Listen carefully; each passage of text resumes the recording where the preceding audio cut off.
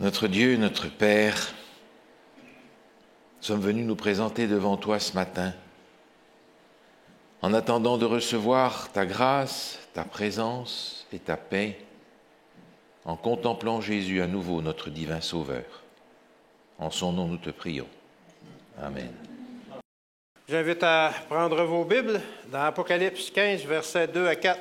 « Et je vis comme une mer de verre, mêlée de feu, et ceux qui avaient vaincu la bête et son image et le nombre de son nom, debout sur la mer de verre, ayant des harpes de Dieu.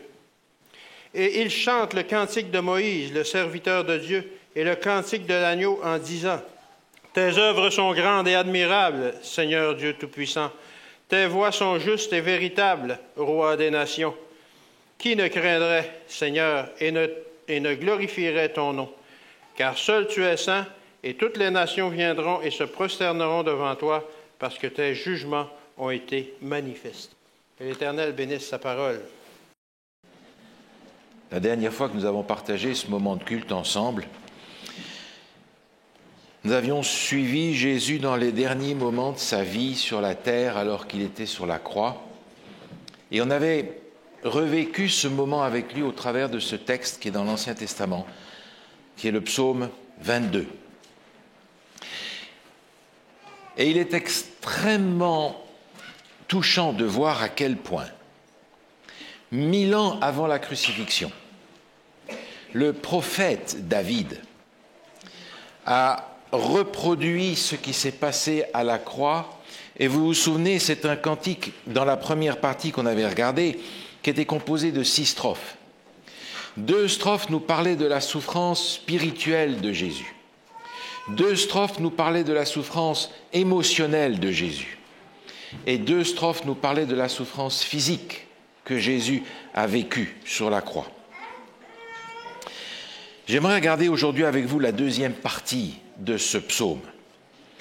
Parce que ce psaume fait un tout, mais il est composé en 2 parties dans une tonalité tout à fait différente, si je puis dire les choses de cette façon-là.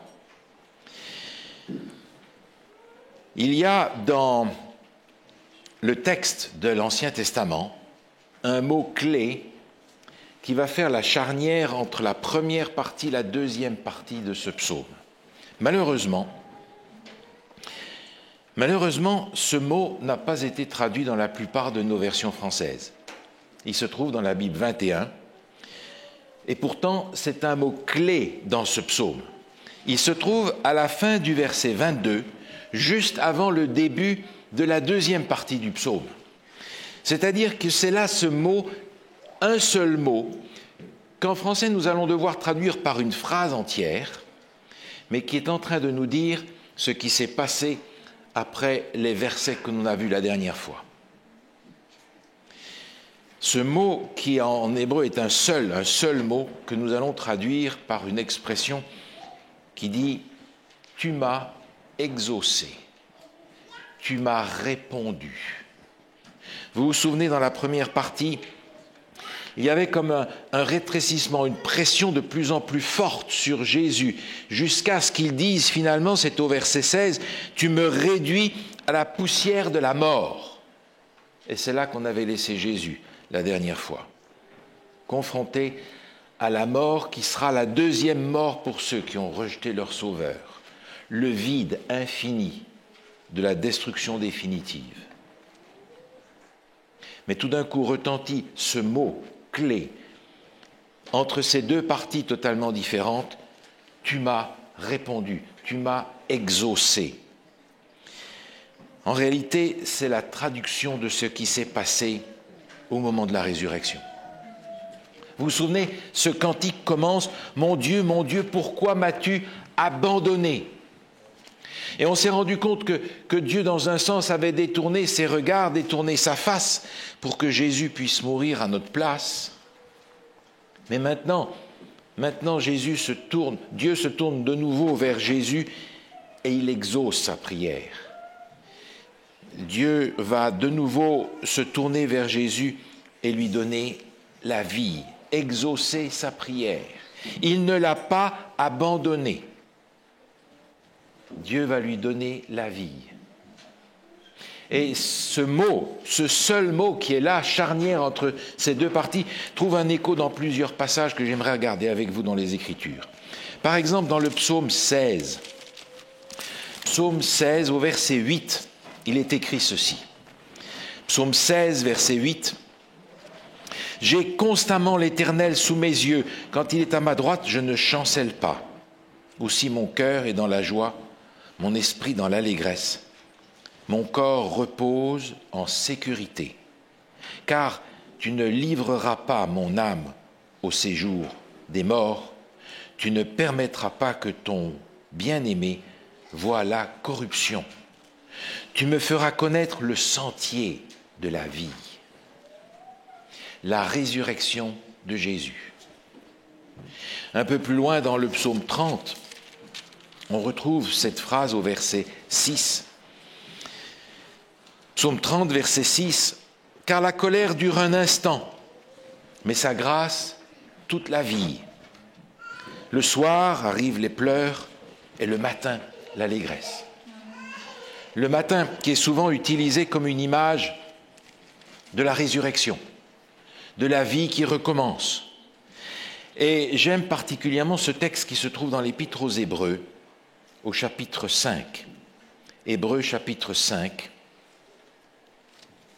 au verset 7. Il est dit, « C'est lui qui, dans les jours de sa chair, a présenté avec de grands cris et avec larmes des prières et des supplications à celui qui pouvait le sauver de la mort. Et il a été exaucé à cause de sa piété. » Il a été exaucé. Et c'est justement le sens de ce mot qui est là, le mot clé entre ces deux parties de notre psaume. Dans le livre Jésus-Christ, à la page 787, se trouve cette phrase qui reproduit véritablement ce que le texte biblique nous donne.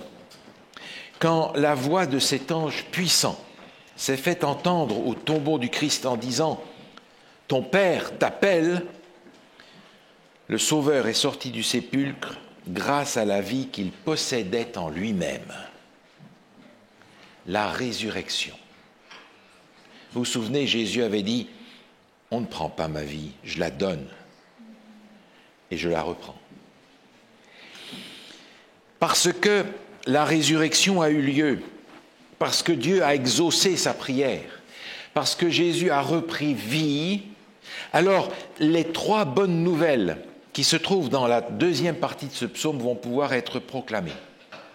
La deuxième partie de ce psaume contient 3 strophes qui commencent toutes par une louange, par une adoration, par une expression de reconnaissance envers Dieu parce qu'il lui a rendu la vie, parce que la vie était possible, parce que le salut a été acquis. À partir de ce moment-là, la délivrance acquise va pouvoir être proclamée parce que la résurrection a eu lieu.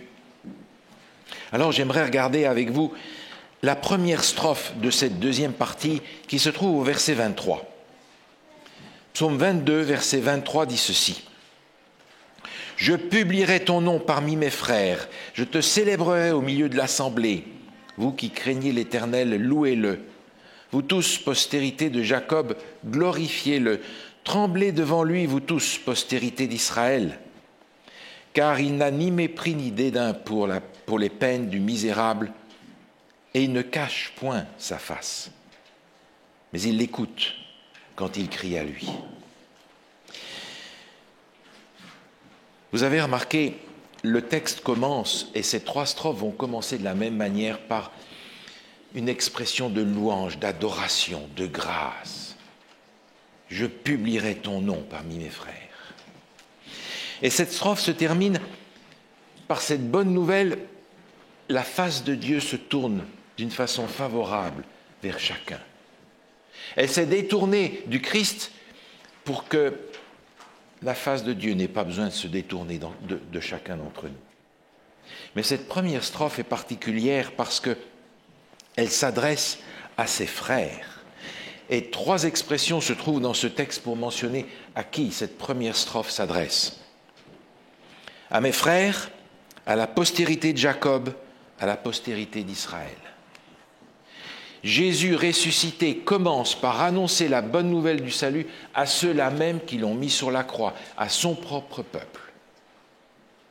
Vous vous souvenez, l'apôtre Paul, lorsqu'il allait de lieu en lieu, de ville en ville, prêchant l'évangile et la bonne nouvelle de la résurrection, il allait d'abord dans les synagogues des Juifs leur annoncer la résurrection et le salut en Jésus. Ce n'est qu'après qu'il allait voir les autres. Jésus va annoncer cette bonne nouvelle du salut à ceux-là même qui l'ont mis sur la croix, parce qu'eux, individuellement, peuvent recevoir Jésus comme leur sauveur. Vous vous souvenez, après la résurrection, lorsque Jésus parle aux femmes, il leur dit « Allez dire aux disciples, et en particulier à Pierre, que je les attends en Galilée. » En particulier à Pierre, parce que c'est lui qui avait aussi renié son maître. Cette première strophe dans ce cantique parle de Jésus qui annonce la bonne nouvelle du salut qu'il a gagné, qu'il a acquise par son sacrifice. Il la proclame à ses frères. Et j'aime ce texte qui se trouve dans l'épître de Paul, d'inspiration paulinienne, l'épître aux Hébreux au chapitre 2. Au chapitre 2, il y a cette phrase extraordinaire. Au verset 11, il est dit « C'est pourquoi il n'a pas honte de les appeler frères lorsqu'il dit « J'annoncerai ton nom à mes frères, je te célébrerai au milieu de l'assemblée. » Et vous reconnaissez là une citation du psaume 22.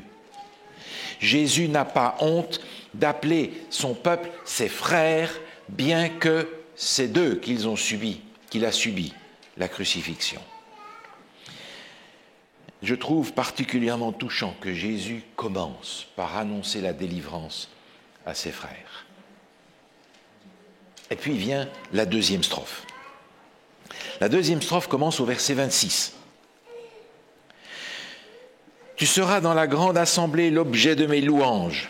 J'accomplirai mes vœux en présence de ceux qui te craignent. Les malheureux mangeront et se rassasieront. Ceux qui cherchent l'Éternel le célébreront. Que votre cœur vive à toujours. Toutes les extrémités de la terre penseront à l'Éternel et se tourneront vers lui. Toutes les familles des nations se prosterneront devant ta face. » Vous avez remarqué, on retrouve dans cette deuxième strophe les mêmes thèmes que dans le premier, avec adoration au début et la face de Dieu qui se tourne vers nous à la fin.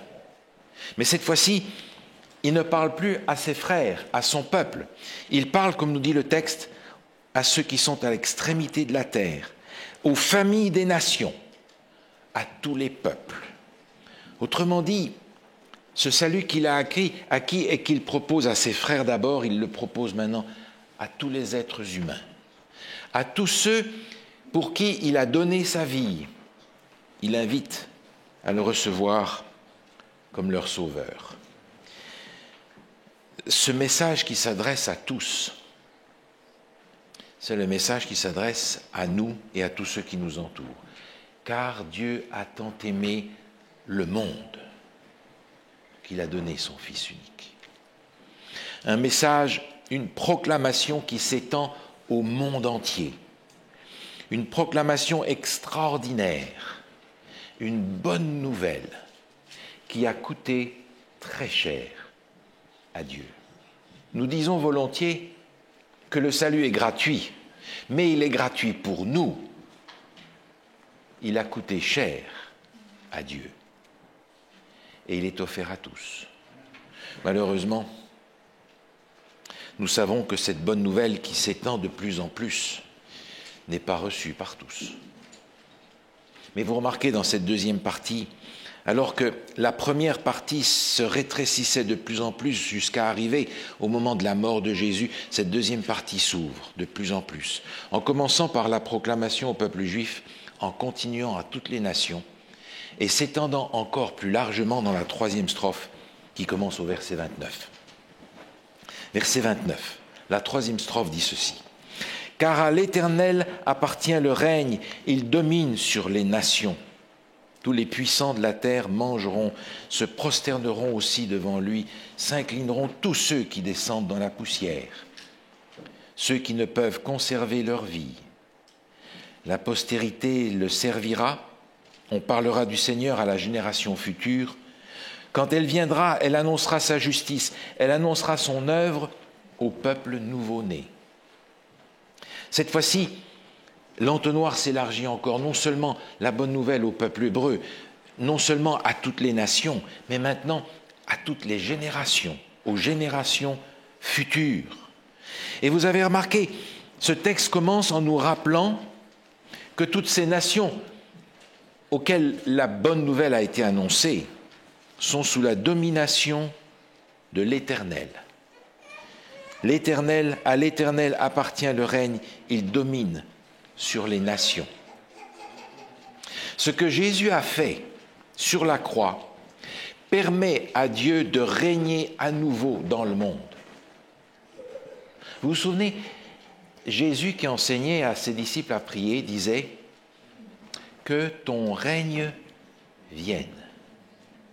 Et le règne de Dieu est venu par l'intervention de Jésus qui a regagné pour Dieu, qui a reconquis pour Dieu la domination du monde. Regardez ce texte dans le livre du prophète Zacharie, qui fait écho à ce texte des psaumes. Zacharie chapitre 14. Zacharie chapitre 14, au verset 9, il est dit « L'Éternel sera roi de toute la terre. En ce jour-là, l'Éternel sera le seul Éternel, et son nom sera le seul nom. » On apprend dans l'Épître aux Philippiens que tout genou va fléchir devant l'Éternel. Regardez encore ce texte avec moi dans le psaume 86. Psaume 86. Au verset 9, il est écrit ceci. « Toutes les nations que tu as faites viendront se prosterner devant ta face, Seigneur, et rendre gloire à ton nom. Car tu es grand, tu opères des prodiges, toi seul, tu es Dieu. » Dans le livre de l'Apocalypse, au chapitre 15, la même notion est reprise. Le monde entier va venir s'incliner devant Dieu. Dans le livre Tragédie des siècles, à la page 728, je trouve ce reflet de ce que nous avons dans le texte biblique. Écoutez ceci. Durant l'éternité, l'histoire du péché témoignera que le bonheur des créatures de Dieu est inséparable de l'obéissance à sa loi. C'est pourquoi, à la vue de tous les faits de la grande tragédie, l'univers entier, tant les rebelles que les saints, s'écrie en chœur « Tes voies sont justes et véritables, roi des nations. Toutes tes œuvres te loueront, ô Éternel, et tes fidèles te béniront. » Tant les rebelles que les saints, ceux qui sont perdus, nous dit le texte ici, au verset 30, il parle des puissants. Un mot qui veut dire les gros, les replets, et qui est une manière d'indiquer ceux qui sont rebelles à Dieu. Même ceux-là se prosterneront aussi parce que Dieu sera redevenu le maître incontesté dans l'univers grâce à ce que Jésus aura fait sur la croix. Mais alors, si les générations futures vont entendre aussi ce message, comment donc va-t-il leur parvenir ? Jésus a offert son salut à son propre peuple. Par les apôtres qu'il a envoyés, il a été annoncé à toutes les nations, mais il doit être annoncé aussi aux générations futures. Et vous comprenez qu'il y a derrière cette proclamation aux générations futures une référence à la mission des 3 anges dans le livre de l'Apocalypse. Ce sont eux, ces messagers, qui vont annoncer dans les générations futures jusqu'à la dernière génération le message du salut en Jésus-Christ. Et ces 3 anges, finalement, c'est vous et moi. On attribue à Charles Spurgeon la phrase suivante. Ceux qui enseignent la parole de Dieu ne sont rien d'autre que l'écho de sa voix. Et vous vous souvenez à quel point Jésus avait déjà devant lui cette grande perspective de la proclamation du salut, non seulement au monde entier, mais jusqu'à la fin des temps. Regardez dans l'Évangile selon Jean, alors que l'apôtre nous rapporte la prière de Jésus, dans l'Évangile de Jean, chapitre 17, au verset 20, Jésus dit ceci. « Ce n'est pas pour eux seulement que je prie, mais encore pour ceux qui croiront en moi par leur parole. » Tous ceux qui croiront en moi par leur parole. Finalement, c'est notre responsabilité. Nous sommes inclus dans ce psaume-là. Nous sommes les porteurs de cette bonne nouvelle que Jésus offre, que Jésus a gagnée, dont nous sommes les bénéficiaires et qui nous invite à transmettre plus loin et à faire passer à notre génération. Mais le dernier verset de ce psaume garde encore pour nous une surprise. Malheureusement, la traduction que nous avons dans nos versions françaises trahit la force qu'il y a dans ce dernier verset. J'aimerais vous donner, si vous permettez, une traduction littérale de cette dernière phrase, de ce dernier verset du psaume 22. La dernière phrase dit littéralement ceci, elle, parlant de la génération future, elle viendra et proclamera sa justice à un peuple qui naîtra, car il l'a fait. Et cette expression « il l'a fait » est un seul mot qui termine le psaume. Il l'a fait, ou c'est fait. Vous entendez dans cette expression que l'on a dans l'évangile de Jean, au chapitre 19 et au verset 30, où Jésus sur la croix, cette dernière parole, tout est accompli. Tout est accompli. Tétélestai, nous dit le texte. Un seul mot en grec, un seul mot en hébreu ici, dans le psaume 22. Tout est accompli. Jésus n'a pas dit « tout est accompli » en grec, comme le Nouveau Testament nous le dit. Il l'a dit en araméen. Mais vous vous souvenez, ce psaume qui commence par ce cri de Jésus, « Mon Dieu, pourquoi m'as-tu abandonné ?» et qui continue au travers de ce texte avec tout ce qui s'est passé à la croix, vous vous souvenez qu'on était près de penser que Jésus, sur la croix, repasse dans son esprit ce psaume qui parle de lui et de sa souffrance.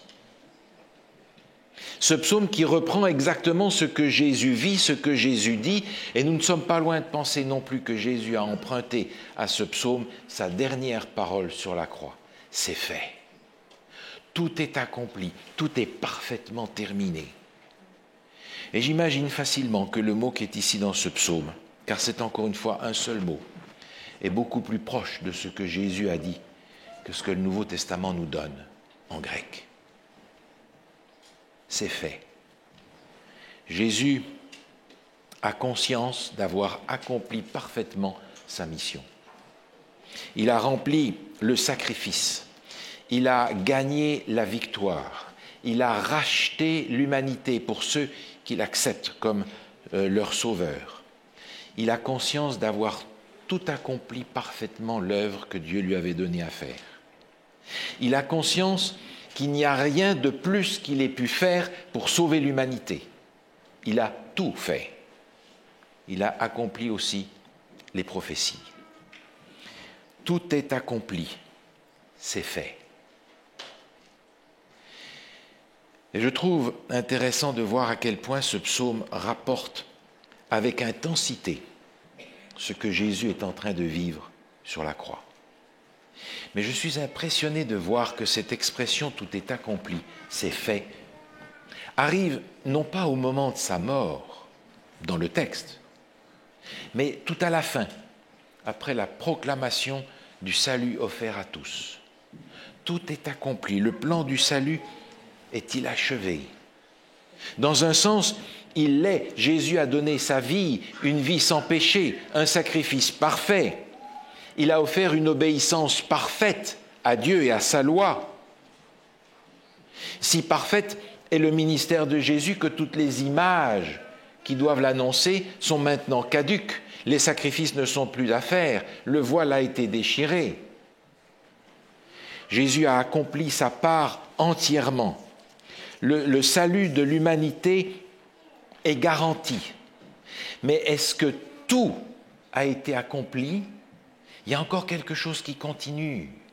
Parce que Jésus n'a pas disparu. Il est au ciel aujourd'hui. Et il applique à chacun de ceux qui le veulent les bénéfices qu'il a gagnés sur la croix pour chacun d'entre nous. Jésus continue à nous offrir sa grâce dans toutes les générations. Jésus juge aussi chacun d'entre nous en préparation pour son retour, et son retour en gloire cette fois-ci. Jésus a réalisé parfaitement l'œuvre de sauvetage pour l'humanité.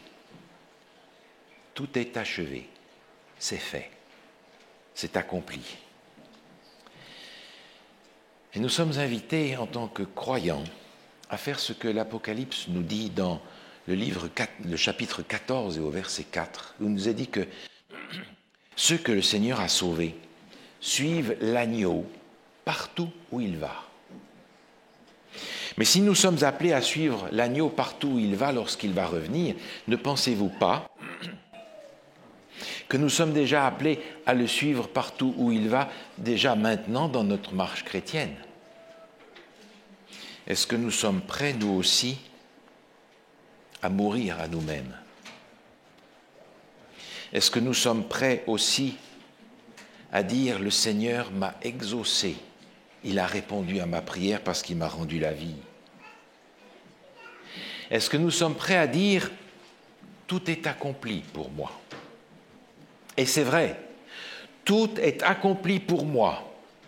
Maintenant, la question demeure, est-ce que tout est accompli en moi? Amen. Notre Père Céleste, oui, c'est fait. Tu as complètement accompli la mission, Seigneur, qui était venue sur cette terre pour nous sauver. Seigneur, alors, pour nous, il en reste à faire, alors nous voulons continuer à être avec toi, à te prendre justement pour notre salut et pour notre sanctification. Continue d'être avec nous, Seigneur, chaque jour de notre vie. Sois avec ces gens au cours de cette semaine, bénis-les, protège-les, et c'est au nom de ton Fils qu'on te demande ces choses. Amen.